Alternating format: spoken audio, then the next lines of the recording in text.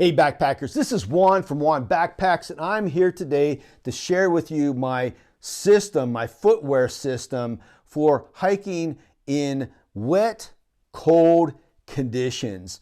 In usually the fall, late fall, early spring to spring, when it gets cold and it gets wet, and how do you keep your feet warm and dry during those times?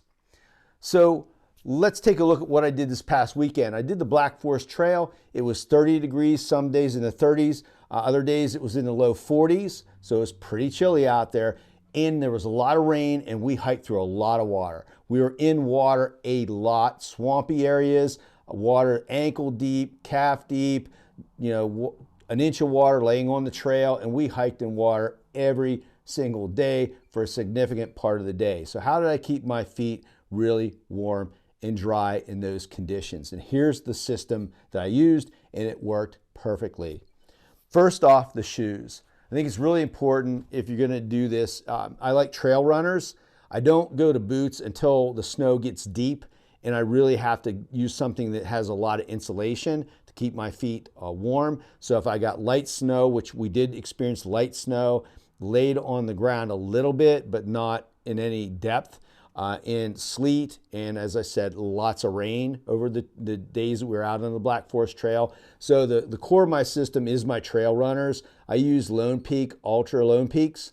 I like them because they have a really wide foot box. They got lots of room in the foot box, and that's really important for the system because I'm going to put a couple of pairs of socks underneath these shoes. And if your shoes are too tight, then you're going to restrict your blood flow and your feet are going to get cold. So I didn't feel like in these shoes with the system I'm using that I really had my feet in there very tight, where it was cutting down on circulation and it was making my feet cold. So this is the core of the system. The next thing I did is a liner sock. I used Bridgedale hiking socks. These are actually a sock that I use in the summer. They're merino wool. They dry really fast, but they're a great kind of a little bit thicker than a liner sock. And again, it's just about keeping your feet warm and wicking away that moisture, that sweat inside the socks I use on the outside of these, which are actually waterproof socks. They're called sealskins. So these waterproof socks by Sealskins are kind of the core of the system, and that's what keeps my feet dry and helps keep them warm as well. Sealskins has different temperature ratings for their socks, and this is like what they would call a level 3 waterproof sock, and it is a basically it's about calf high, like it goes halfway up my calves. I think they refer to this as their mid-length sock, and it's a number 3. Number 3, they say in their rating system that this is kind of like an all-weather sock, and it's just like touching on what they would consider cold weather. So it's not like a real cold weather sock. I do this because I want the sock to be thin enough so that it will fit inside my shoe and not be too tight.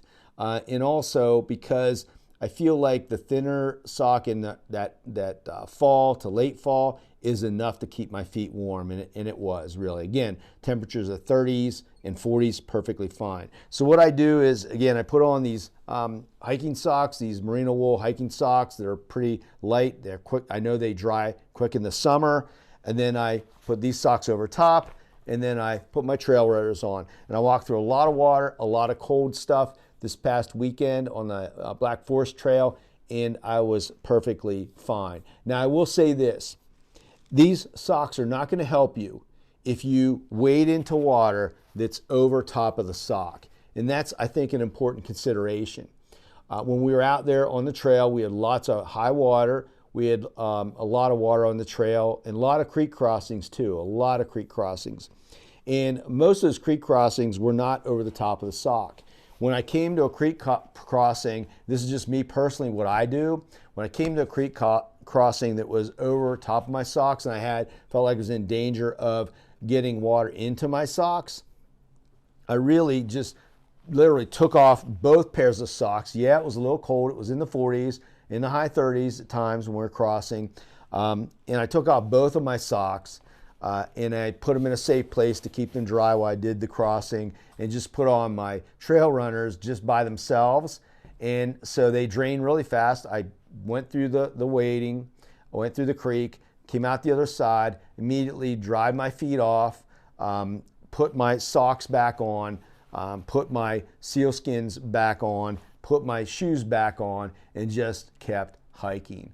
And so that's something that you will have to consider. I think anytime that you might go in over these socks, then you're probably going to want to do something different, or consider a different crossing where you don't have to wade. Maybe you go across the log or something like that. But I did wear them in the water, but I would not wear these socks where I would trap water in them, because once you get your socks wet, these socks wet and inside of your seal skins, you're not going to get it dry again. And then you run the risk of, getting cold. You run the risk of getting blisters from having wet socks. And so I didn't want to do that. So I just took off my socks, put on my trail runners, waded across, dried my feet off, put my socks back on. It takes a little bit of time, but it's well worth it because it's keeping you warmer. Put my stuff back on and just keep on hiking. And that definitely worked. Again, there were only a couple times when I had to do that. And most of the time we were able to cross low enough and rock hop to where I'm not getting in over my waterproof socks. But that's something really to think about when you use this system, because if you do get water down in your sock, it's going to stay there for the day, and maybe longer if it's cold and you can't dry it out in the evening. So that is my system that I use for hiking in wet, cold conditions in the fall, late fall, early spring. Again, I switch to boots once I get a lot of snow on the ground, because it's just something more insulative that's going to keep you warm in that when your feet are constantly in that cold snow. I feel like that's a change that needs to be made. But until we get a lot of deep snow, this is the system. Really comfortable to use for me. Again, I think you really have to think about the trail runners you have, and they should have enough room to be able to put socks inside of them like this, which mine do. So I was perfectly fine. Anyway, that is my system to use in those times in backpacking. If you have any comments, questions, or you have a system that works better, that you think works better, certainly post up below. I'd love to hear about it, definitely. So until next time, backpackers, get out there and do some backpacking and stop watching YouTube videos. Unless they're my videos, then watch every single one of them from start to finish. Later, folks.